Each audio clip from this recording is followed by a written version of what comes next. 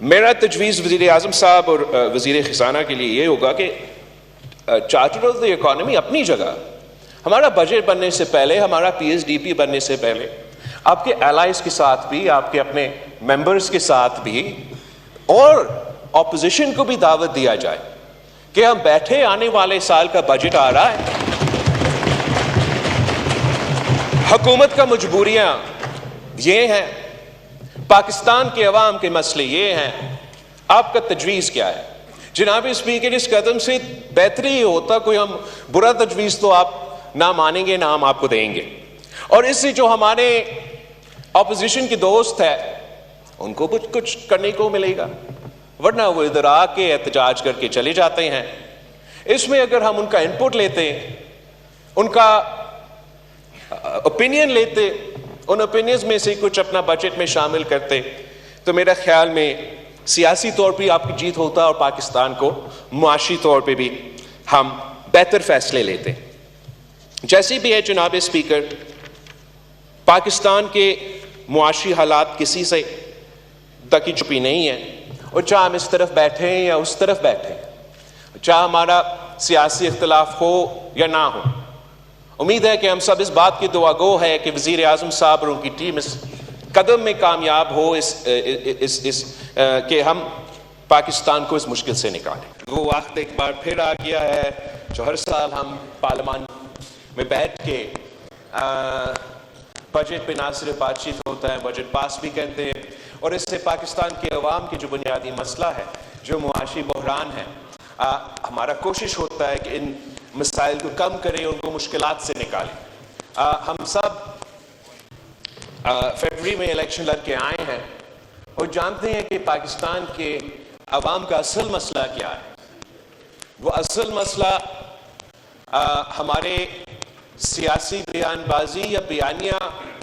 नहीं है, हमारा पार्टिजान पॉलिटिक्स और सियासी इख्तलाफात भी नहीं है।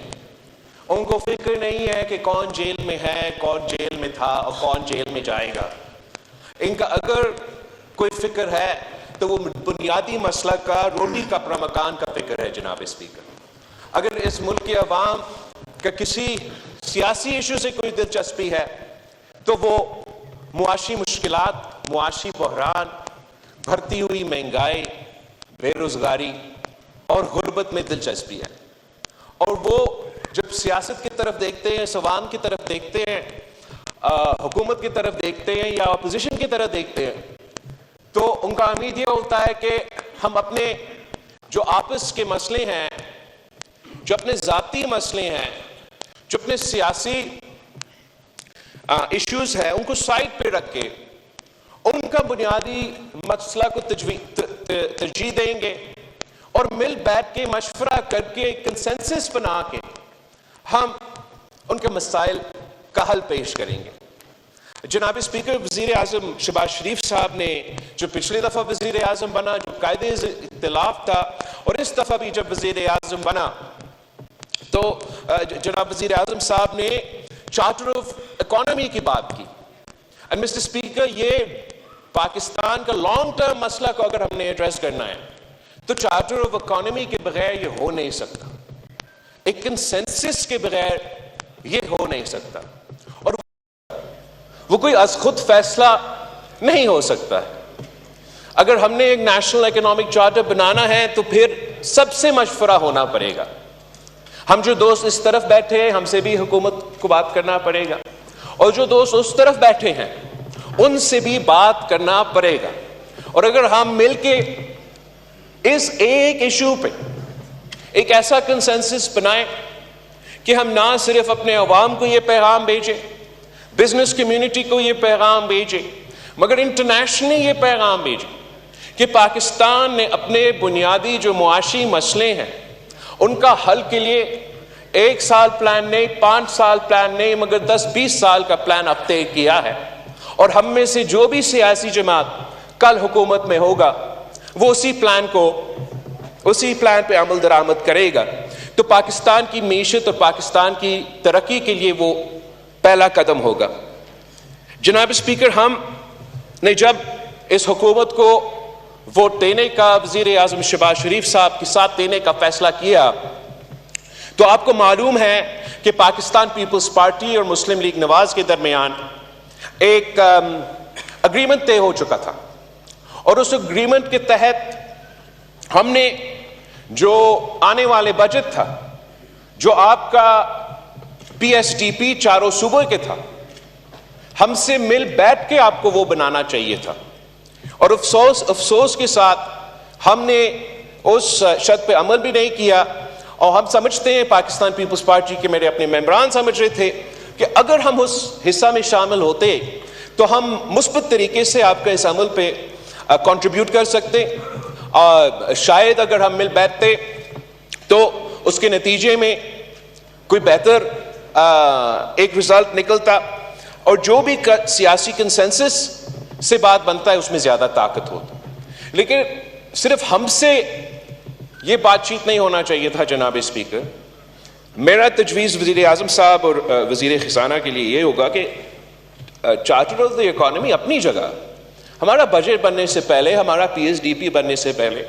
आपके एलाइज के साथ भी, आपके अपने मेंबर्स के साथ भी, और ऑपोजिशन को भी दावत दिया जाए कि हम बैठे, आने वाले साल का बजट आ रहा है, हुकूमत का मजबूरियां ये हैं, पाकिस्तान के अवाम के मसले ये हैं, आपका तजवीज़ क्या है? जनाब स्पीकर, इस कदम से बेहतरी ही होता, कोई हम बुरा तजवीज़ तो आप ना मानेंगे ना हम आपको देंगे। और इससे जो हमारे ऑपोजिशन के दोस्त है उनको कुछ करने को मिलेगा, वरना वो इधर आके एहतजाज करके चले जाते हैं। इसमें अगर हम उनका इनपुट लेते, उनका ओपिनियन लेते, उन ओपिनियंस में से कुछ अपना बजट में शामिल करते, तो मेरा ख्याल में सियासी तौर पर आपकी जीत होता और पाकिस्तान को मुआशी तौर पे भी हम बेहतर फैसले लेते। जैसे भी है जनाब स्पीकर, पाकिस्तान के मुआशी हालात किसी से तक की छुपी नहीं है, और चाहे हम इस तरफ बैठे हैं या उस तरफ बैठे हैं, चाहे हमारा सियासी इख्तिलाफ हो या ना हो, उम्मीद है कि हम सब इस बात की दुआगो है कि वज़ीर आज़म साहब और उनकी टीम इस कदम में कामयाब हो, कि हम पाकिस्तान को इस मुश्किल से निकालें। इसके लिए जनाब स्पीकर मैं एक तो पॉजिटिव बातें पे भी जोर देना चाहूँगा। एक तो मैं हुकूमत को, हम सब इलेक्शन लड़े और उस लड़ाई में जो मुआशी हालात के मुताबिक पाकिस्तान के अवाम के सबसे बड़ा मसला हमारा सामने था, वो महंगाई का मसला था। हम सब जानते हैं कि जब हम इलेक्शन लड़ रहे थे तो हमें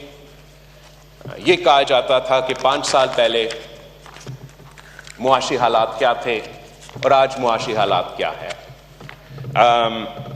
एंड उसमें जो इन्फ्लेशन के इंडिकेटर्स हैं वो थोड़ा सा मैं आपको पढ़ना चाहूँगा।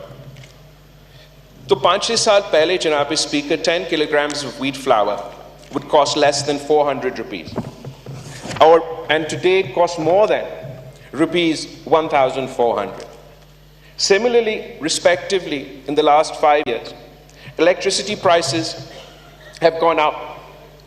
for up to 50 units have increased by 277%, petrol prices by 195%,